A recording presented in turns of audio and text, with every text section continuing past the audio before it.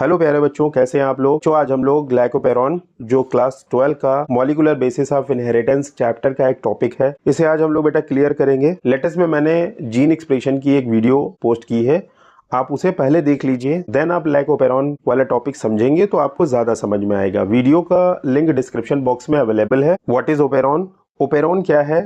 देखिए बेटा, इसको सिंपल वे में ऐसे समझिए कि जब एक रेगुलेटर जीन एक से ज्यादा स्ट्रक्चरल जीन को कंट्रोल करे और वो सारे जीन ऐसी प्रोटीन बना रहे हो जो एक कॉमन प्रोसेस के लिए यूज हो रही हो, तो ऐसे सिस्टम को हम क्या बोलते हैं? ओपेरॉन बोलते हैं। बात समझ में आई बेटा? ओपेरॉन क्या है? जब एक रेगुलेटर जीन एक से ज्यादा स्ट्रक्चरल जीन को कंट्रोल करे और वो सारे जीन किसी एक कॉमन प्रोसेस के लिए यूज हो रहे हो, उनका जो प्रोडक्ट बन रहा हो वो प्रोडक्ट किसी एक कॉमन प्रोसेस में यूज अप हो रहा हो, तो हम ऐसे अरेंजमेंट को, ऐसे सिस्टम को क्या बोल देते हैं? ओपेरॉन बोल देते हैं। One regulator gene, when one regulator gene control the transcription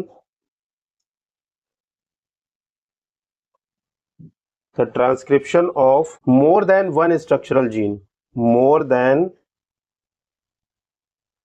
one structural gene and protein formed by all gene are used for common process। देखिए बेटा, लैक्टोज के लिए लैकोपेरॉन, ट्रिप्टोफॉन के लिए जैसे ट्रिप ओपेरॉन, जैसे वैलिन के लिए वैल ओपेरॉन। एनसीईआरटी में इसके बारे में दिया गया है लैकोपेरॉन के बारे में, तो हम लोग बेटा आज लैकोपेरॉन को कवर करेंगे। तो कुछ पॉइंट आपको याद रखने हैं कि लैकोपेरॉन का कॉन्सेप्ट किसने दिया था बेटा?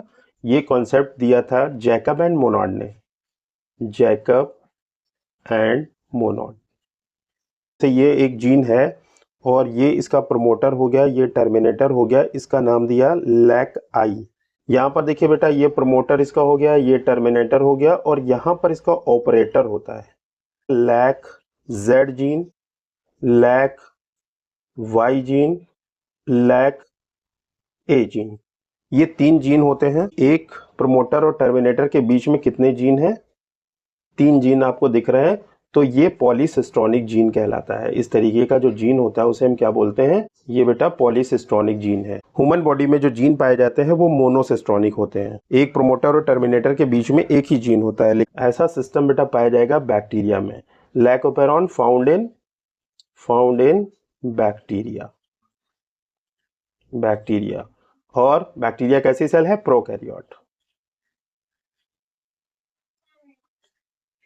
प्रोकैरियोटिक सेल है बैक्टीरिया। इस जीन को हम क्या बोलेंगे? Regulator gene. और ये तीनों जीन कहलाएंगे स्ट्रक्चरल जीन। जीन एक्सप्रेशन में हम लोगों ने पढ़ा था कि बेटा रेगुलेटर जीन स्ट्रक्चरल जीन के फंक्शन को कंट्रोल करता है, और ये तीनों जीन के लिए ऑपरेटर भी बेटा कॉमन है, और इन तीनों को कंट्रोल करने का काम एक रेगुलेटर जीन कर रहा है। ठीक है, तो कुछ पॉइंट इसमें आप एडअप कर लीजिए। Polycistronic gene is regulated by common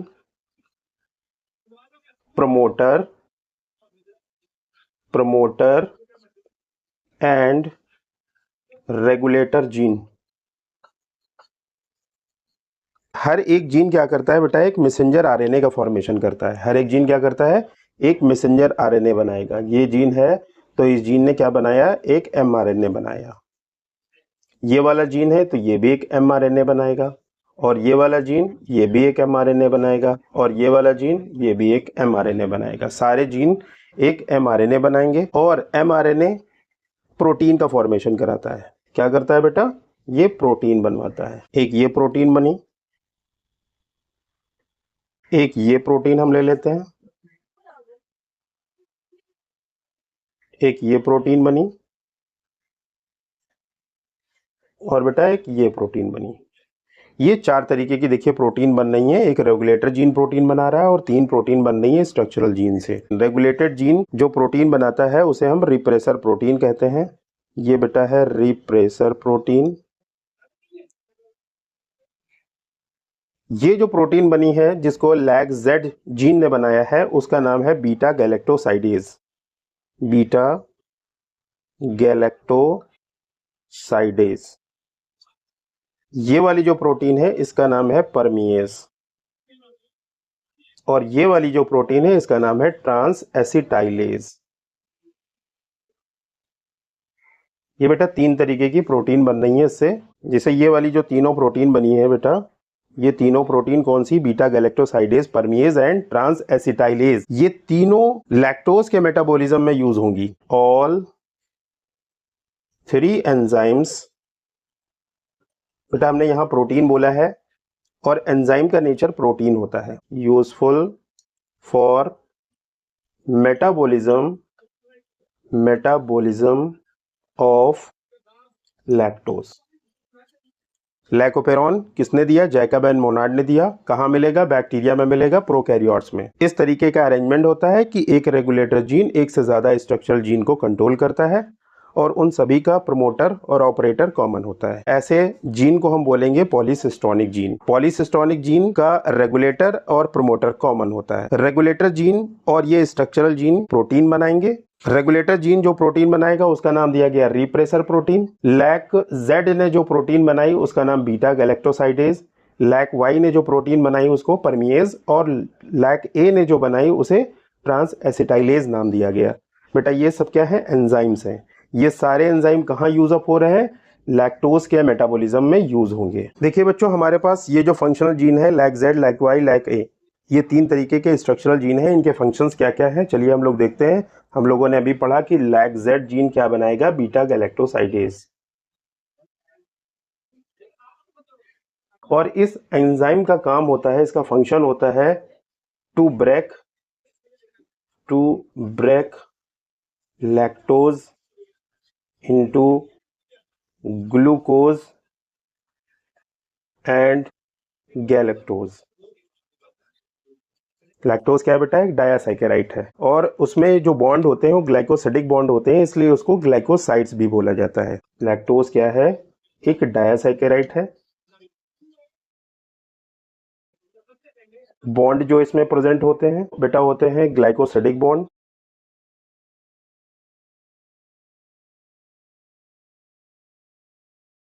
also known as glycoside. इसका मेन काम क्या है बेटा? कि लैक्टोज को 2 पार्ट में ब्रेक करना,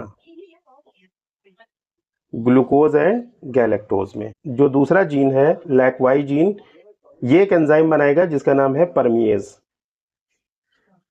और ये एंजाइम क्या करता है? बैक्टीरिया की वॉल की परमेबिलिटी को बढ़ा देता है जिससे लैक्टोज जल्दी जल्दी एंटर करना शुरू कर दे। तो हम यहां पर लिख सकते हैं बेटा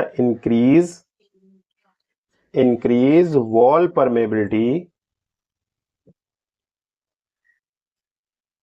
परमेबिलिटी फॉर लैक्टोज। लैक्टोज के लिए वॉल की परमेबिलिटी को बढ़ा देता है। तीसरा वाला जो जीन है लैक ए, इससे जो एंजाइम बनेगा उसका नाम है ट्रांस एसिटाइलेज। बेटा एनसीईआरटी में इसका फंक्शन नहीं लिखा हुआ है, सो हम लोग नहीं पढ़ते हैं, बट अगर आपको लिखना हो तो आप इतना लिख सकते हो, हेल्प बोथ। ये इन दोनों की मदद कर देगा। चलिए बेटा लैकोपेरॉन की वर्किंग हम लोग पढ़ते हैं। तो लैकोपेरॉन बेटा 2 तरीके से वर्क करेगा। एक कंडीशन में, एक केस में ये ऑफ रहेगा और एक केस में ये ऑन रहेगा। देखिए बेटा फर्स्ट केस हम लोग पढ़ते हैं, लैकोपेरॉन ऑफ कब रहेगा? एक कोई इस तरीके से ये बीकर है और इस बीकर में ये एक बैक्टीरिया है इकोलाई। ये जो बेटा मीडियम है इसका, ये मीडियम जिस मीडियम में है उस मीडियम में बेटा ग्लूकोज प्रेजेंट है। क्या है? Glucose is present. बैक्टीरिया को खाने में क्या चाहिए? ग्लूकोज चाहिए। बैक्टीरिया को खाने में क्या चाहिए? ग्लूकोज चाहिए। ये ग्लूकोज हो गया प्रेजेंट। जब ग्लूकोज ऑलरेडी प्रेजेंट है बैक्टीरिया के अंदर तो बैक्टीरिया फटाफट इस ग्लूकोज का यूटिलाइजेशन शुरू कर देगा, यूटिलाइजेशन इसका शुरू कर देगा। तो इस केस में क्या लैक जेड, लैक वाई और लैक ए इन तीनों टाइप के जीन का एक्टिवेट होना जरूरी है, क्योंकि ये बेटा तीनों कब निकलते हैं, जब मीडियम में लैक्टोज होता है। बट यहाँ पर मीडियम में क्या है, लैक्टोज नहीं प्रेजेंट है बेटा, ग्लूकोज प्रेजेंट है। There is no any need to synthesize these enzyme. तो इस केस में बेटा होगा क्या कि जो लैक आई जीन है आपका, ये क्या करेगा, एक मैसेंजर आरएनए बनाएगा। इसने क्या बनाया बेटा, एक एमआरएनए बनाया। इस एमआरएनए ने एक प्रोटीन बनाई, ये एक प्रोटीन बन गई। और इस प्रोटीन को हम लोगों ने नाम क्या दिया था, एक रिप्रेसर प्रोटीन है। कैसी बेटा, रिप्रेसर प्रोटीन है। और ये इसका था ऑपरेटर, ये ऑपरेटर था। और ये रिप्रेसर प्रोटीन सीधा सीधा जाकर के क्या करेगी, अब बाइंड कर जाएगी ऑपरेटर के ऊपर। ये रिप्रेसर प्रोटीन बाइंड कहां करेगी, ऑपरेटर के ऊपर बाइंड कर जाएगी और इन तीनों के ट्रांसक्रिप्शन को स्टॉप कर देगी। तो हम क्या लिख सकते हैं, repressor protein bind eight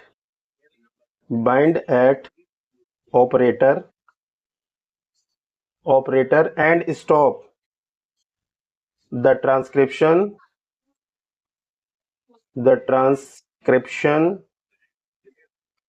of lac ZYA। इन तीनों के काम को रोक देगी।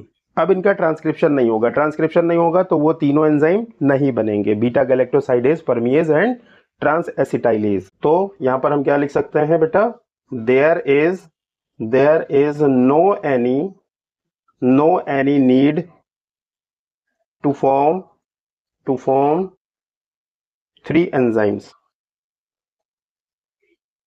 और ये ओपेरॉन का सिस्टम जो है वो ऑफ है, ये जीन एक्टिवेटेड फॉर्म में नहीं होंगे इस कंडीशन में जब मीडियम के अंदर ग्लूकोज प्रेजेंट होगा। ये देखिए बेटा केस 2 है। इस केस में क्या है, लैक ओपेरॉन ऑन रहेगा तो कैसे क्या होगा, एक बीकर है और इस बीकर में ये इकोलाई बैक्टीरिया है और यहां पर एक मीडियम है। देखिए बेटा ये मीडियम है, न्यूट्रिशन मीडियम दिया गया है ये। और अब इस न्यूट्रिशन मीडियम के अंदर बेटा क्या प्रेजेंट है, लैक्टोज प्रेजेंट है। This is a lactose, disaccharide है इसलिए मैंने इसका शेप ऐसा बनाया। ये लैक्टोज प्रेजेंट है। अब लैक्टोज बेटा तो डायरेक्टली इस बैक्टीरिया के अंदर जा नहीं सकता है, लैक्टोज को तो ये यूटिलाइज नहीं कर सकता है। कंडीशन हम देंगे if lactose is present in medium, if lactose is present in medium. On कब होगा, जब लैक्टोज प्रेजेंट होगा। ऑफ कब होगा, जब लैक्टोज एब्सेंट होगा मीडियम में, मींस ग्लूकोज प्रेजेंट होगा। इसने एक मैसेंजर आरएनए बनाया, इसने भी एक मैसेंजर आरएनए बनाया और इसने भी बनाया। इससे एक प्रोटीन बनी, ठीक है, इससे एक प्रोटीन बनी और एक प्रोटीन इससे बनी और एक प्रोटीन इससे बनी। आपको पता है इससे बीटा गैलेक्टोसाइडेज बना, इससे परमिएज बना और इससे ट्रांस एसिटाइलेज बना। ये एंजाइम का फॉर्मेशन हुआ था। यहां पर देखिए बेटा जो लैक्टोज मीडियम में प्रेजेंट है, अब ये लैक्टोज बाइंड हो जाएगा रिप्रेसर प्रोटीन से। किससे बाइंड हो गया, जो रिप्रेसर प्रोटीन थी इससे बाइंड हो गया lactose bind with repressor protein. ये रिप्रेसर प्रोटीन से बाइंड कर लेगा और जैसे ही इसकी बाइंडिंग हो गई, लैक्टोज ने क्या किया, इस रिप्रेसर प्रोटीन को अब ऑपरेटर पे बाइंड नहीं होने दिया। तो हम यहां पर ये लिख सकते हैं बेटे, this binding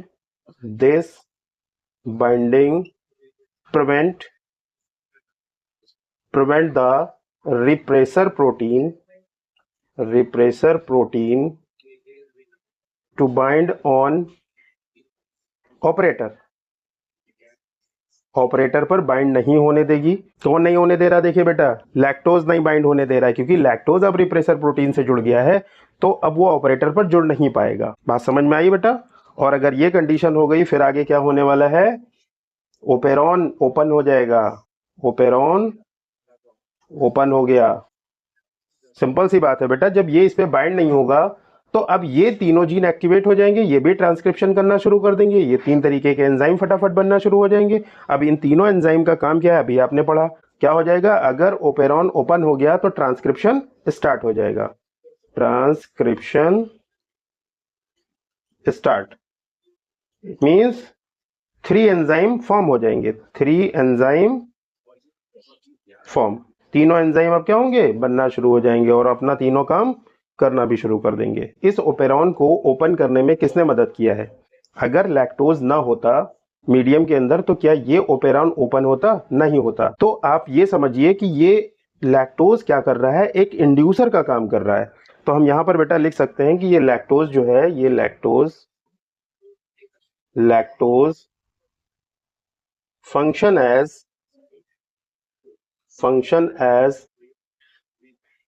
the opening of operon, so lactose is called inducer. क्या बोलेंगे लैक्टोज को हम लोग? इंड्यूसर बोलेंगे। और बेटा आप ये देखिए, ये जो कंट्रोल एक हो रहा है पूरा, ये कंट्रोल किस वे में हो रहा है? अगर आपने जीन एक्सप्रेशन अच्छे से पढ़ा है देन आपको बिल्कुल क्लियर समझ में आएगा। अगर नहीं पढ़ा है तो डिस्क्रिप्शन में जाइए, लिंक मिल जाएगा वीडियो का, देखिए उसमें कि पॉजिटिव और निगेटिव कंट्रोल किस तरीके से होते हैं। मैंने बहुत अच्छी तरीके से उनको डिस्क्राइब किया है। देन ये एक तरीके का बेटा कैसा कंट्रोल है? It is a negative control. It, यहाँ पे पॉइंट दे दीजिए, it is a negative control. कैसा कंट्रोल है बेटा? एक निगेटिव कंट्रोल है ये। जैसे ये इस पे आके बाइंड हुआ, बाइंड होने के बाद बीटा गैलेक्टोसाइडेज ने क्या किया, इसको ब्रेक किया। इसको ब्रेक करेगा, फिर से नए जितने भी लैक्टोज होंगे वो आकर के इससे जुड़ जाएंगे, उनको भी वो ब्रेक कर देगा। एक कंडीशन तो ऐसी आएगी जहां पर ये सारे के सारे लैक्टोज फिनिश हो जाएंगे, खत्म हो जाएंगे, और जैसे ये फिनिश हो गए और फटाक से ये जाएगा इस पे बाइंड कर जाएगा। इसलिए ये निगेटिव कंट्रोल है, क्योंकि नॉर्मल वे में देखा जाए तो ये रिप्रेसर प्रोटीन सीधा जाके इस पे बाइंड करती है, लेकिन इसके जो नॉर्मल काम है, नॉर्मल काम को अगर कोई रोक रहा है, चेक कर रहा है, तो निगेटिवली तो वर्क कर रहा है। तो लैक्टोज ही तो इसको इस पे बाइंड नहीं होने दे रहा है। दैट्स वाई ये जो कंट्रोल होगा, ये कंट्रोल कैसा कहलाएगा? Negative control. अब बात समझ में आई बेटे? आई होप चीजें बेटा समझ में आ रही होंगी। देखिए बच्चों, अगर टॉपिक समझ में आ रहे हैं अच्छी तरीके से देन एक प्यारा सा कमेंट तो बनता ही है, और आपका कमेंट मुझे एक पॉजिटिव एनर्जी प्रोवाइड कराता है कि मैं आपके लिए बहुत अच्छे से मेहनत करके और अच्छे से कॉन्सेप्ट क्लियर कराऊं। ओके बेटे, चलिए हंसते रहिए, मुस्कुराते रहिए, देखते रहिए ढेर सारी वीडियोस। बाय बाय बच्चों।